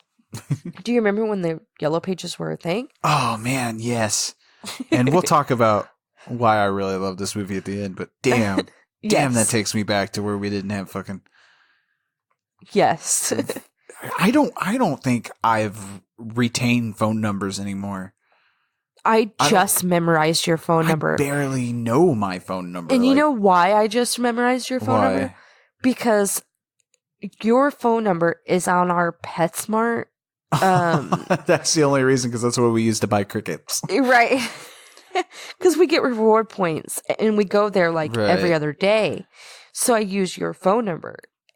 And I was tired of looking at it, so looking it up. Memorize it. So I was like, I'll just memorize it. Yeah, it's so weird to think about that we used to have to remember people's phone numbers. Right. So weird. It's crazy. So Kim goes to look for the yellow pages, and she pulls them out, and underneath them, she finds these files on all of them, and she's like, Jeff, what is this? And he's like, I don't know where those came from. Yeah, because it's weird, because it's got like pictures and dossiers and all sorts of weird stuff.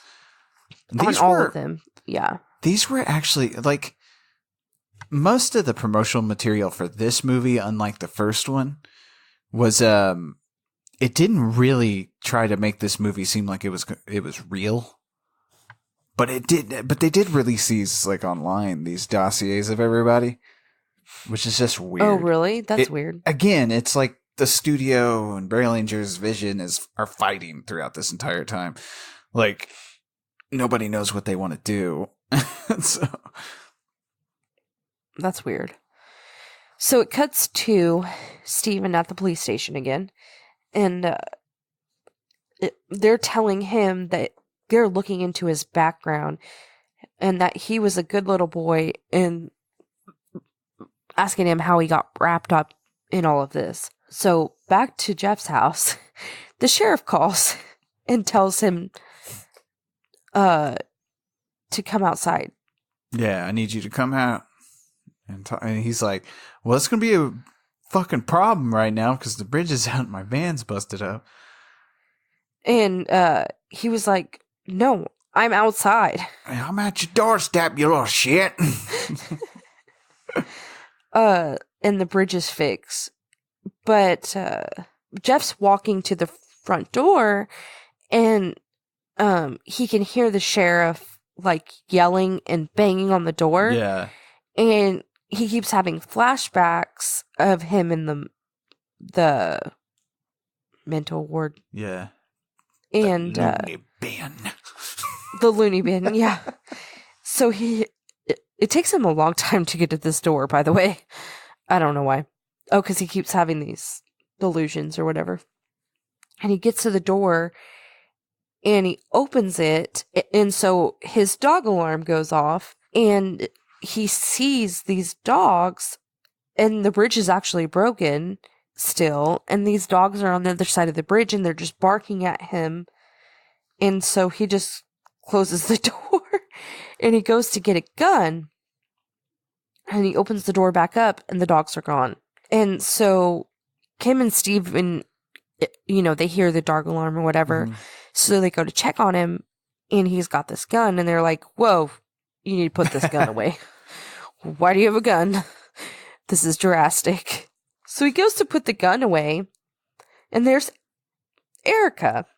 That was a little weird, like out of nowhere. Because she wasn't there before. Yeah. When he went to get the gun. And that's on purpose. It's just fucking creepy. Right. Especially Jeff's face. I don't know why his face scares me. He's like scared. Yeah.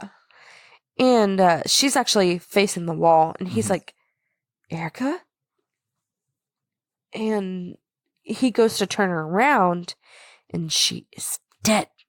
Bum, bum, bum. Bum, bum, bum.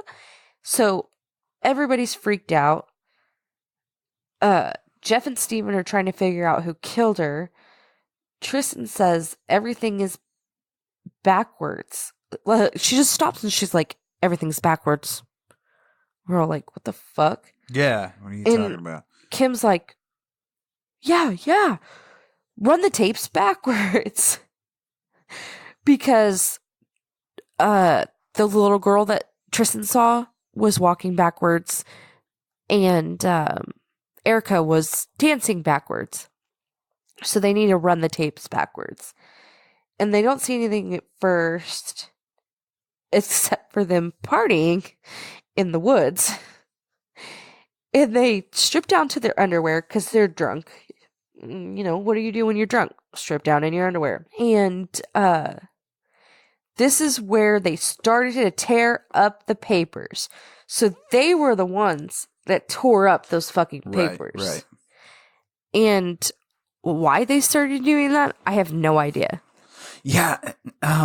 So basically, what we're watching here, just to sum it up, because there's like drinking and fucking and Oh, yeah. Then they start to have an orgy. yeah, they're having orgies and everybody's naked. And there's one part where Erica's got a skull between her legs and they're all boogieing. And I was like, well, we'll see. Now I would be pissed off because it's like, wait, we had a badass orgy party and we don't even fucking Remember it? Yeah. What is this shit? Oh, I'd be pissed too. God, dude, that looks like fun. But I mean, Right? then it ends in, ritualistic murder. But But fun to start off with. yeah. So, speaking of murder, after their massive orgy, they start to smash things, smash the camera equipment and stuff. Yeah. And this is weird because they all have knives and they're like holding up their knives like, yep, got mine. Yep, got mine. Yep, got mine. The way you're describing this is really funny. That's the point. Everybody got their killing knives. Yay! You get a knife and you get a knife. And So then Kim's dancing with the owl and Tristan's hides the tapes under the rocks. And then she goes up to the camera and this kind of creeped me out, I guess. it's okay. It's one part to just kind of creep you the fuck out because Tristan's, we think she's the witch. And, right. Because they're like bowing to her. Right. And another part, and this might not be a thing, but I think it is. Another part, it's kind of a reference to that. God, it's a famous shot in that first Blair Witch movie where the character Heather is like holding the camera up to her face and, she's got snot rolling out of her nose and whatever. Yeah. But she's crying into the camera. And I think it's kind of in reference to that because she's. Yeah, I wrote Tristan does the Blair Witch pose. Yeah, there you go. Because I don't know anything about about the first movie except for that scene. Right. I mean, that's kind of why we did this because I was like, yeah, we could wait. I just really wanted to talk about this. But I was like, it'll be fun. So I think it's fun. So Tristan leads them off away from camp, like in this video or whatever. And they all have their knives and they're all naked. Yay.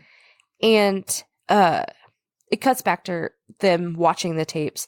And Tristan's turned around. And Kim's like, you didn't watch the tapes? She's like, no. And she like runs off. And they're yelling at her. And they're like, what did you do to Erica? Why don't you have any marks? And Jeff grabs his camera as they're like chasing her. Yeah, he starts filming. Yeah, and he's like, admit it to the camera. And they said she killed Erica. And just like Steven says something about, just like you killed our baby. And she's like, I haven't killed anyone. And she like gets away from them because they're kind of on her. She gets away and she just flips them off. And then she gasps. And then she gets straight faced and she's like, you're all gonna fucking die. Yeah, it's like, oh shit. And even Jeff comes out of left field with what I'm thinking. He's like, she's the fucking witch, man.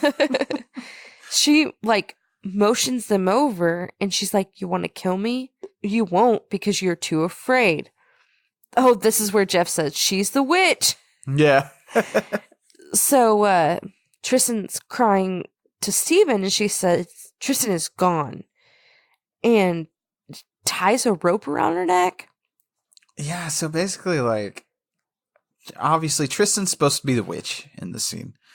Right. And she's taunting them and stuff like that. And she's like, there's only one way to kill me. You know what you have to do. And she like starts wrapping a rope around her neck and she's like starts taunting Steven. Oh, yeah. And she's like, I can smell the fear. Oh, she says that about Kim. Yeah. And then she starts making fun of Steven's book and taunting him about his book and stuff. And he taunts her to the point that, she taunts him to the point that he pushes her off the balcony and she hangs herself. Yeah. It's pretty good looking hanging scene, honestly. Oh, yeah. It's like, oh, shit. And she's like swinging because she falls off this thing. Oh, it's crazy. Yeah. And we're getting like little cuts of like mental institutions and creepy shit and gore scenes. Yeah, they get flashbacks to them killing the tourists. Right. They all kind of like, well, in my opinion, they all kind of see them doing it, but I don't know. I don't know if they're all seeing that or if they're just showing us. I think it's just more random gore. Yeah. So, and you just see them killing all the tourists and then Tristine just swinging around dead. Yeah. So the news station is outside of Jeff's house, and you can tell this is obviously a little bit later. Yeah, this is the aftermath. And they're talking about the murders and how they arrested the suspects that killed the tourists up in the Black Hills and how they killed some of their friends. Yeah. So, cuts to the sheriff talking to Steven, and he says that he had the tapes analyzed, and Steven says he doesn't remember what happened. Then they show Kim the videotape of her killing Peggy with the nail file. Yeah, so that's why earlier we had that nail file where she pricks herself on it, but there's like a bunch of blood on this nail file. Right. And she's like, what the fuck? Because she's like, I didn't do that. Then, so basically, sorry, I confused myself. So they're basically showing everybody what happens. Right. They show Jeff, his tape. He actually put Erica in the closet. Yeah, because it shows him like laying her in there and they're like, what, she wouldn't put out or something? It's like, what? Whoa. Yeah. And he's like, I don't know what's going on with that. Yeah. Kim sees herself stabbing Peggy. She's like, I don't remember that. And then they show Steven the tape of him pushing Tristine. Yeah, because everything is happening not as we saw it and not what they think happened. Right. It's all backwards. Right, because he even like, it shows him just fucking just throw her. Like basically off the balcony thing. And then he looks at the camera and he's like, fucking bitch. Oh, he says fucking witch. Oh, fucking witch. Yeah. Sorry. Yeah. No, it's okay. Fucking witch. Fucking witch. And they're all like, no, this didn't happen. Yeah. And that's kind of how we fade off on. Well, yeah, because Steven's Steven. yelling at the camera and he's like, that tape is wrong. That tape is fucking bullshit. It's fucking bullshit. And then so we fade out, and then we get another cool ass aerial shot of the forest. Oh, and, yay. And a Poe song. We got a Poe song. Haunted. Poe was this solo artist back in like the late 90s and early 2000s. She only released, I think, 2 albums, and then she went away. But she was kind of popular for a while. But anyway, we're not talking about Poe. But so this movie, I think the reason why I keep going back and watching it and stuff is for that feeling, because it's an adequate movie. It's properly shot. It's filmed. It's by the book. It's a by the book movie. There's nothing really unique in this. It kind of throws at you like a bunch of stereotypical horror moments, you know? It's right. A few things here and there. There's not a lot of jump scares, which is kind of odd, you know? But Berlinger, I can't talk. Berlinger wanted to, I think he wanted to make a complete opposite movie from what the studio wanted. The studio wanted to capitalize off the Blair Witch Project. They wanted more of that sweet-ass Blair Witch money, hence the year span of when the second came after the first. So you have the studio wanting to go one way, Berlinger wanting to go another way, and this is kind of what we got. You feel it, you know? Oh, yeah. You do feel that there's 2 opposing forces working on this movie. Now, that being said, Berlinger, like, he says everyone had a good time making this movie. It was their first big adventure together, he says in his own words. And it was fine. Like, and even, I mean, this movie didn't flop, really. I mean, they made plenty of money off of it. I think it cost them about $15 million to make. And in the end, I think they made about $46 million back, I believe. So, I mean, they a little over doubled, you know? So, it wasn't a flop. It's just not well regarded, you know? Right.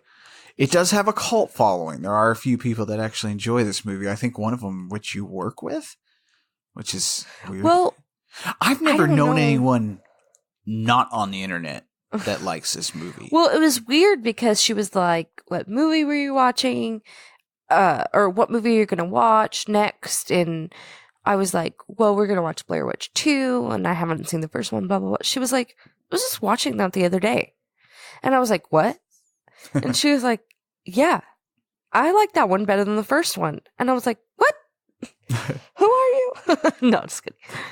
But she loves horror movies. So. right.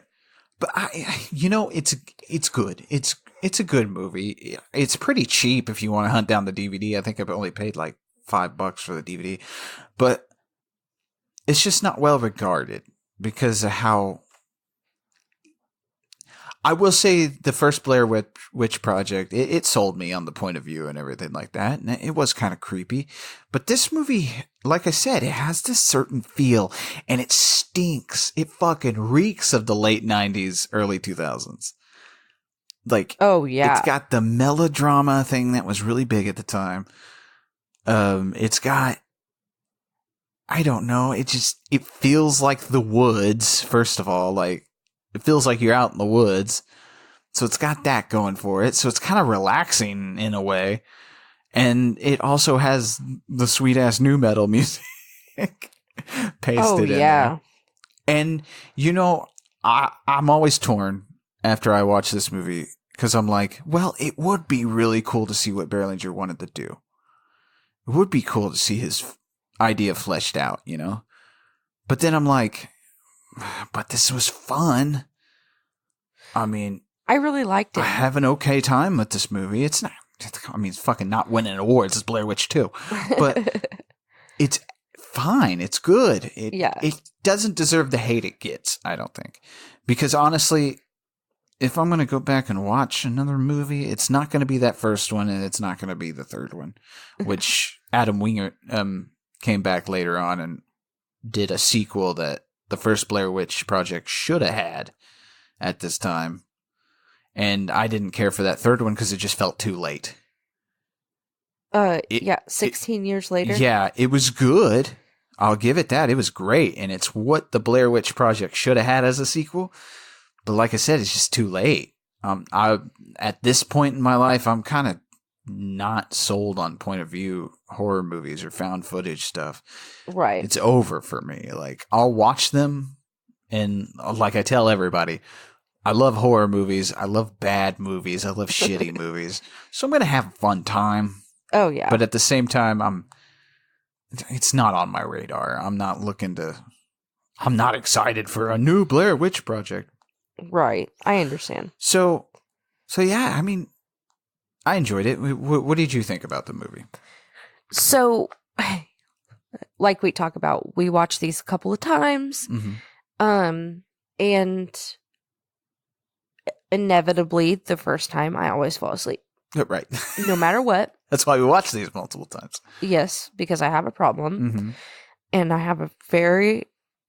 I can't watch a movie all the way through without falling asleep the first time. It's a disorder, I promise. We need to make shirts with just a picture of a cartoon version of you just sleeping. With the movie on the background. Yeah. So I actually made it pretty far. I actually made it almost all the way through the movie. I say the last 20 minutes is all I didn't see.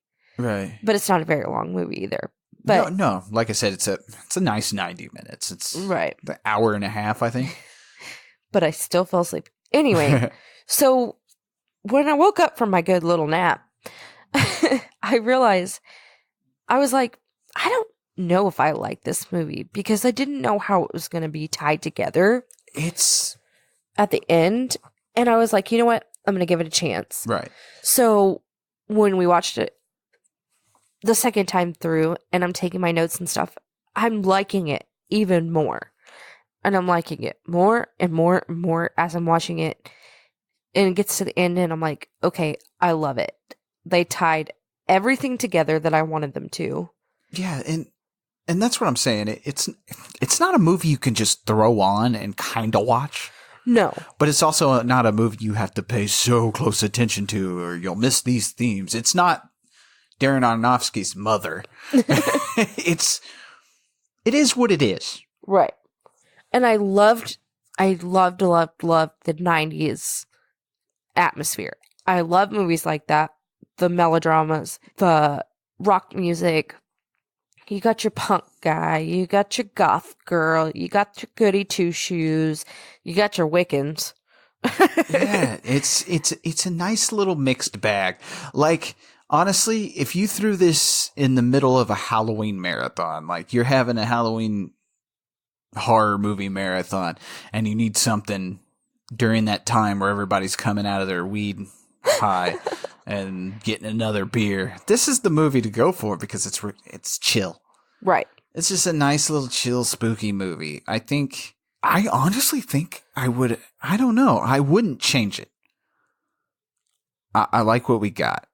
But, like, I do think it's a movie you have, if you've only seen it once in your life, because I know all the hate it had because it wasn't Blair Witch, but if you've only seen it once, try to find a copy and watch it again. You'll like it. It'll throw some nostalgia at you, and I know it's not popular to like nostalgia. Oh, Blockbuster was actually bad, but it's just a nice little movie. It's a good time. Go watch it again. I think so too. Yeah. Right. But anyway, that's enough of Blair Witch. Wow. You know, Berlinger really stayed away from the shaky cam in this movie, and I appreciate that. Oh, me too. Oh, that first movie, you haven't seen it, but we'll talk about it. But that shaky cam gets to you after a little while. I think that's part of the spookiness. I don't know. The only point of view movie that I've seen is, what's that movie where, like, the apocalypse comes? Oh, yeah, I know what you're talking about. And we watched the sequel with, what's his name? John Goodman? Yeah. What is the name of that movie? Cloverfield. Cloverfield. Yeah, that's an okay one. That was the only one I saw, and I was like, I can't even watch this. It's freaking me out. Like, my eyes and, like, making me sick almost. And I was like... But yeah, I don't know why I'm hinting around. But yeah, we're going to do a whole month of just point of view movies. Oh, great. Yeah, so we're going to do a whole month of those. So I don't know why I hint around. You guys know what we're doing. I'm mad at you. But no, yeah. So that's a Blair Witch 2, Book of Shadows, from the year 2000, directed by Joe Berlinger, Jeffrey Donovan actually. And like I said, everybody had a good time. Everybody went on to have pretty good careers, unless they didn't want to, which I think a couple of them didn't. Kim Director went on to do a bunch of stuff. I think she was in The Inside Man, that Spike Lee movie. Jeffrey Donovan went on to do Burn Notice. He was in the Fargo TV series and the Ted Bundy movie you didn't like. He was one of the lawyers in that movie. But like I said, I keep saying it. Go back, watch it again. But so, next week, we got a casual horror episode. That's right. We're cracking the beers open, getting a little tipsy, slipping into something comfortable, and having some casual horror.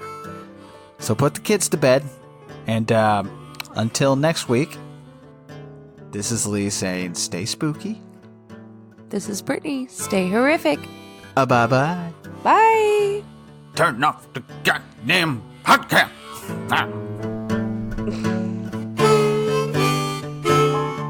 Hey, thanks for listening to another great show. Hope it didn't get too spooky. Woo-hoo. Just joking. All right, so you can find us over at Twitter in Horrorfile. That's at InHorrorFile. And you can also find us on Instagram, Night of the Horror File, and on Facebook. And come check us out on YouTube now. We're living over there, sort of. It's kind of dead.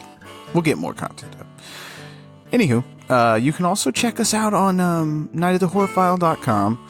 Go check out our weekly articles over at creepylovely.com. Creepylovely.com is now the second home of Night of the Horror File. So go check that site out. It's amazing. And if you really enjoy the show, be sure to tell your friends. Share it on all your social media platforms and drop a 5-star review on iTunes or wherever you listen to podcasts. It really helps support the show. Anyway, we'll see you next week.